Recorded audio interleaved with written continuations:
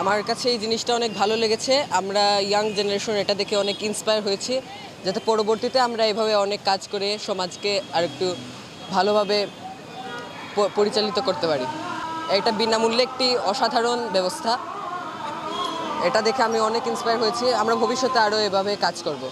বালা পানি পাওয়া যায়, এক বোতল পানির দাম 30 টাকা 40 টাকা, আমরা সবসময় পাই না, বুঝছেন নি? আমরা এখানে পাওয়ায় খুবই ভালো হয়েছে, খুবই ভালো হয়েছে। এই যে পানি খুব ভালোই লাগছে খাইতে। আর আমরা চাই শুধু পানি না, যা জিনিস আছে খাদ্য সব জিনিস নির্ভেজাল খাইতাম।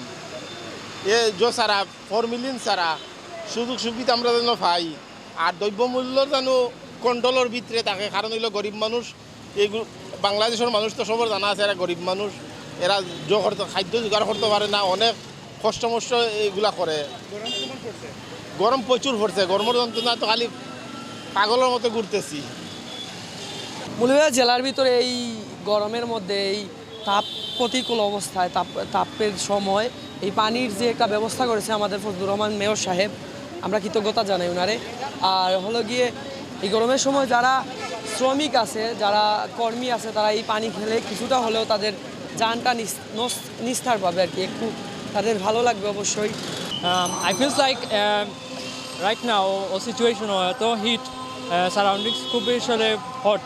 তো আমি মনে করি যে গরম পড়ছে এই গরমের মাঝে মানুষের আসলে পানিটা খুব প্রয়োজন। সো এই পানিটা যেন আমরা মেয়র আঙ্কেলে কররা সাপ্লাই কররা স্ট্যান্ডার্ডরা খাওয়াইরা, এটা খুব একটা ভালো জিনিস কররা, পাশাপাশি মানুষের হেলথের একটা ভালো একটা মনে করেন সাপোর্টর।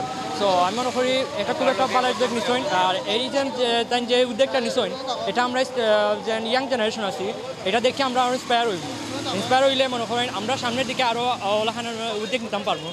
সো আমি মনে করি খুবই ভালো জিনিস করেন।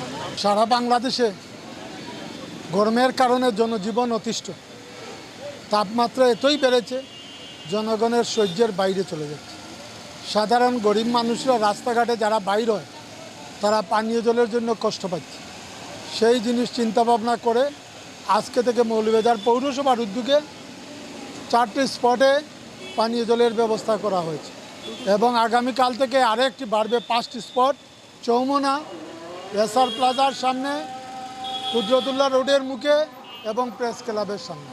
এই 5টি স্পটে আমরা যতদিন এই তাপমাত্রা বেশি থাকবে ততদিন পর্যন্তই আমরা এই পৌরসভার উদ্যোগে এই পানীয় জলের ব্যবস্থা করব জনগণকে, যাতে গরিব অসহায় মানুষ, কর্মজীবী মানুষ, শ্রমজীবী মানুষ যাতে স্যালাইনযুক্ত পানি পান করতে পারে সেই ব্যবস্থা পৌরসভার উদ্যোগে করবে।